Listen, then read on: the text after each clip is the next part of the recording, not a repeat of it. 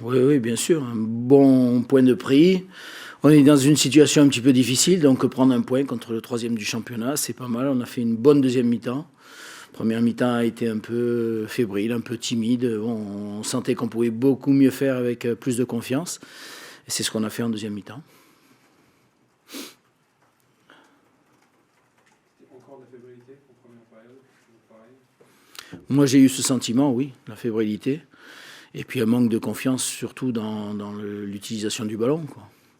Voilà, on a joué trop bas, on avait peur de sortir, donc si on ne met pas l'adversaire en difficulté, c'est lui qui vous met, il prend confiance et tout, et donc c'est ce qui s'est passé.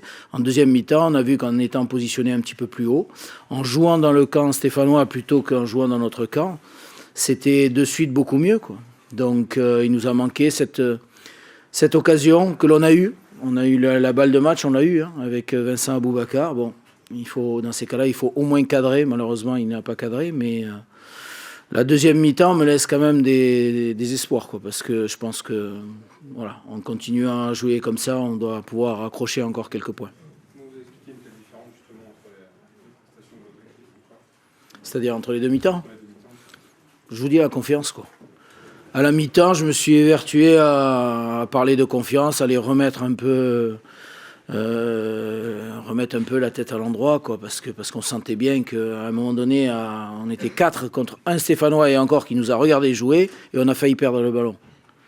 Donc il fallait avoir un discours de confiance. Je me suis attaché à ça.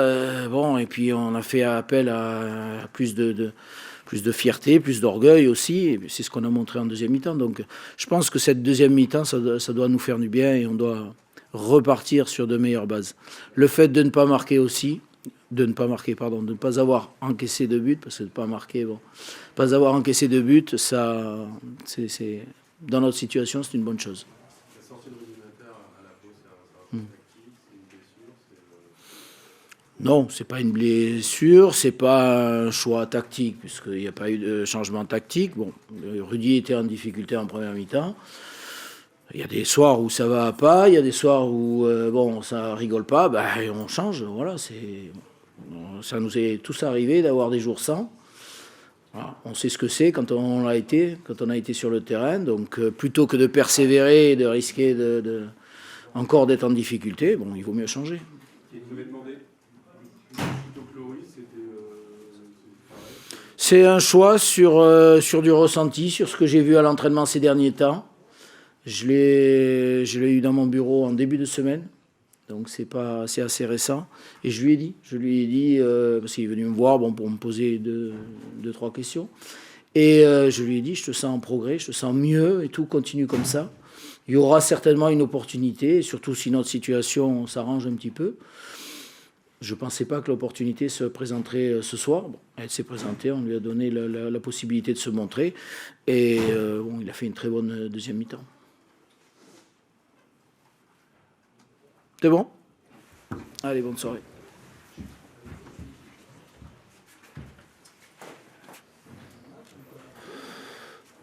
Qu'on a laissé passer notre chance sur la première période, notamment sur les 35 premières minutes, sans se créer de véritables occasions franches.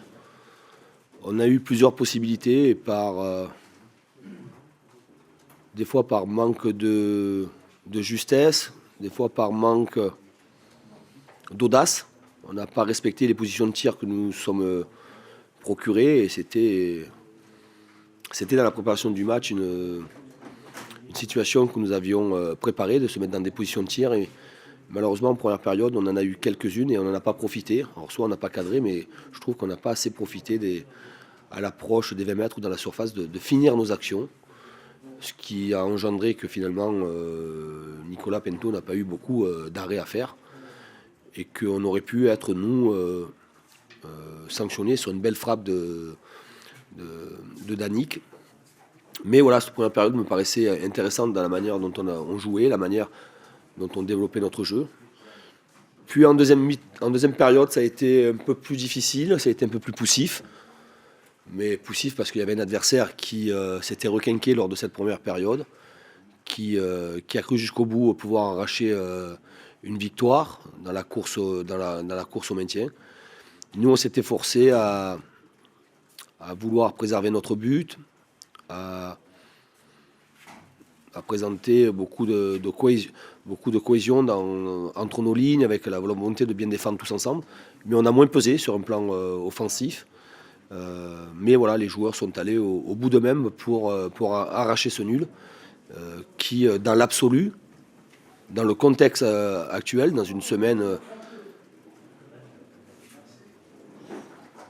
dans la semaine qui se présente avec un quart de finale Coupe de France et avec aussi cette finale, venir faire 0-0 à Valenciennes, c'est loin d'être une contre-performance. Valenciennes sont pas faciles à battre, et on est dans ce sprint et toutes les équipes jouent quelque chose d'important, et que voilà, on verra bien ce que feront les autres, mais il faut pas cracher sur un point pris à l'extérieur.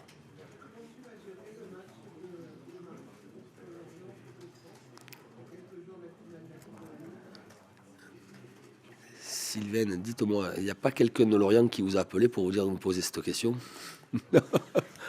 Joyeux anniversaire à vous. Voilà. Oui, c'est l'anniversaire de madame, bien sûr. Et